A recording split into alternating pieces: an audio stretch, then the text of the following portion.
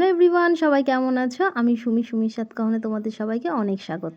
আগের একটা ছোট ভিডিওতে মেয়ের স্কুলের প্রোগ্রামের বেশ খানিকটা অংশ তোমাদের সঙ্গে শেয়ার করেছিলাম। যেহেতু পুরো প্রোগ্রামটা একটা ভিডিওর মাধ্যমে তোমাদের সঙ্গে শেয়ার করা সম্ভব নয়, তাই তোমাদেরকে বলেছিলাম প্রোগ্রামের বাকি অংশটা পরের ভিডিওতে তোমাদের সঙ্গে শেয়ার করব। তাই আজকের এই ভিডিওটা। জানি না তোমাদের কার কতটা ভালো লাগবে, কিন্তু আমার কাছে এই সুন্দর মুহূর্তগুলো আমি একদমই হাতছাড়া করতে চাইনি।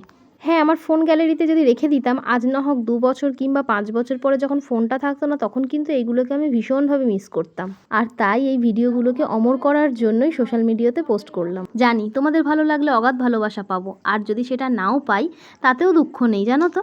সামনে এগিয়ে যাওয়া দিনগুলোতে গিয়ে যখন অতীতকে একবার ফিরে দেখতে ইচ্ছা করবে, যখন মনে হবে আমার মেয়ের ছোটোবেলাটা দেখি, তখন ডায়েরির পাতা উল্টাবো।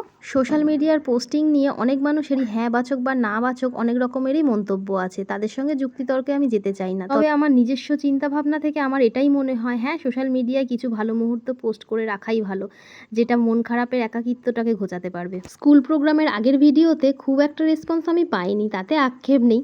কারণটা ওই যে আমি বললাম, ভালোবাসার থেকে ভালো লাগাতে প্রায়োরিটি আমি বেশি দিই। আমার সমস্ত কিছু ব্যবহার, আচার বিচার সবাই যে ভালোবেসে মেনে নেবে এটা কোনো কথা নয়, কিন্তু আমার ভালো লাগে তাই সেটা আমি করি, বা ভালো লাগে তাই সেটা আমি করে যাব। তাই আজকের ভিডিওটা আমি আবার পোস্ট করলাম, দেখা যাক কজনের ভালো লাগে আর কজনের ভালোবাসা আমি পাই।